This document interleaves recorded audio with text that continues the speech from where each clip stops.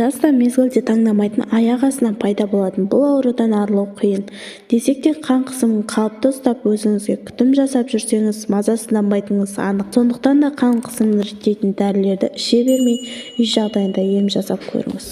Менің каналыма тіркеліп, лайк басып, қоңыраушаны басып кетіңіздер. Егер қан қысымыңыз жоғары болса, жарты жыл бойы күніне 1 рет болсын қызылшаға қайнатуға болмайды. Сарымсақ пен аскөк қосылған салат жеңіз. Оған рафинатталмаған күнбағыс майын қосуды ұмытпаңыз. Ұйқыға жатар алдында 1 стақан сүтті сәл ғана жылытып, 1 шай қасық долана тұнбасымен дәріханада сатылады. Араластырып, аз-аздан ұрттап ішсеңіз қан қысымыңызды түсіреді. 1 стақан сәбіз бен қызылша шырынына 1-2 стакан жидек шырынын, осы мөлшерде арақ пен 1 стақан бал араластырып 3 тәулікке тұндырып қою керек. Белгілеген күннен соң дайын болған тұнбаны күніне 3 рет 1 ас қасықтан ішіңіз.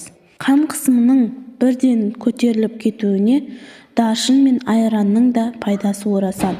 Ол үшін 1 стақан айранға 1 шай қасық даршынды араластырып, күніне 10 күн ем қабылдаңыз. Қан қысымы өте жоғары болса, 0,5 стакан жер жаңғақты қабығымен қоса банкеге салып, батқанша сірке суын құйыңыз. Қақпағын мықтап жауып, 7 күн тұндырып қойыңыз. Белгіленген уақыттан соң күнде таңертең және кешкі 10 жер жаңғақпен жеп тұрсаңыз, қан қысымыңыз 2-3 күнде қалпына келеді. Қан қысымын төмендетудің тағы бір тәсілі 500 грамм балдыр көкті тамырымен майдалап, сырлы ыдысқа салып, 1,5 литр су құйыңыз да 30 минут баяу отта қайнатыңыз. Суытып, сүзгіден өткізіп, 50 грамм қан қосып жақсылап араластырыңыз. Дайын болған қайнатпаны күніне 2 рет таңертең және кешкі тамақтан болған соң шай орнына ішіңіз.